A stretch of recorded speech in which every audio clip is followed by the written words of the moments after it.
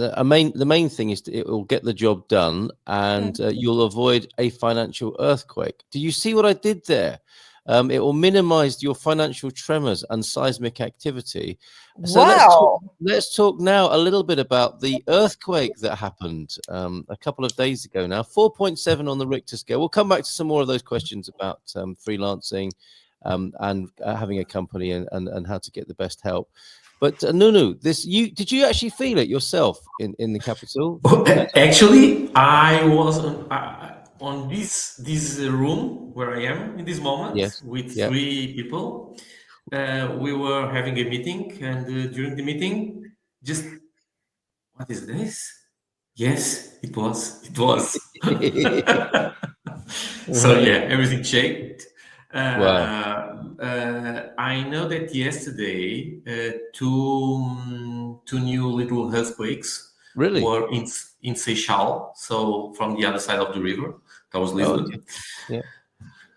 So yeah, this is it's not if it happened, if it will happen. It's that we just don't know when and what is the how big could be the earthquake. But we are definitely in a zone where earthquakes happen every year several times. So right. there is Now, did you see Raquel's response there?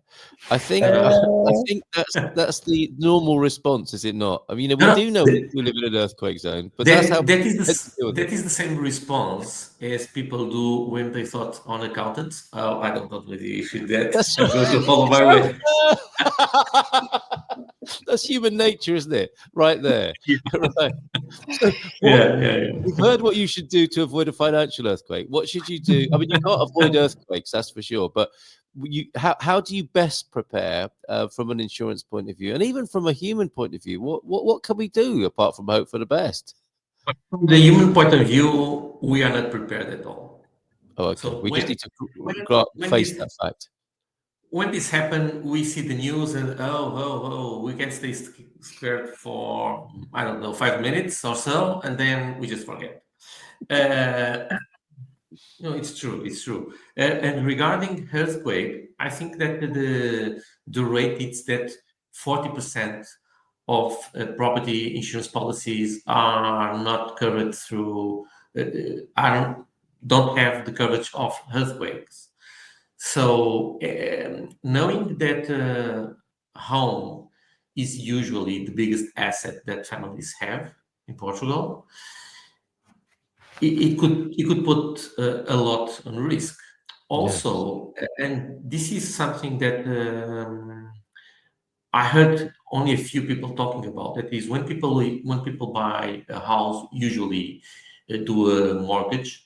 It's mandatory to have a life insurance policy, but only a few insurers in Portugal covers the earthquake risk. So if a earthquake happens and the building, the house falls down, and if the person dies and it stays without the money, okay, Wow. because Okay. no one, So it's not only having a life insurance policy or a property insurance policy. You need to be aware if earthquake risk or coverage is covered by the insurance policy. So some companies will cover earthquake coverage. Yeah. It is possible, but Yes. so it's not considered an act of God. I suppose at a certain scale it becomes impossible, doesn't it? As we saw with the fires in California. But even for on a smaller scale, there is coverage, and you recommend it's worth getting and having that coverage. Yes, definitely.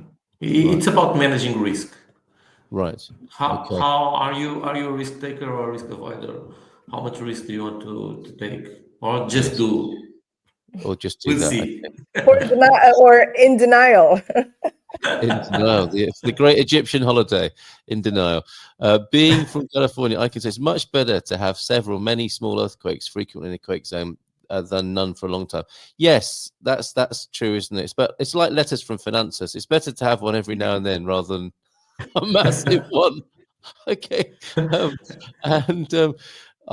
James, it's a reasonable amount. I pay €369, and I don't. Okay, that's probably for an accountant rather than for earthquake coverage. The thing I've also learned from the Quake Museum is the type of fault line and its location also affects how strong it is. So there's a recommendation to visit the Quake Museum in Lisbon.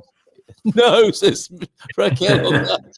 Not interested. Okay, so you and your firm will help people, Nuno, right? If they call you and ask to see to double check to see if there's earthquake coverage on their house policy, yeah, you're happy to help with that. That's Yes, great. yes, of course. Is there anything else you want to say on that? I mean, I think you've basically dealt with it. Let me regarding this that you just talked about. That is. Yes. Searching for the earthquake coverage on a property insurance policy is pretty easy because usually it's written earthquake coverage. Yeah. On a life insurance policy, you need to read the wording, especially the exclusions that the insurance policy have. Okay. All right, very good.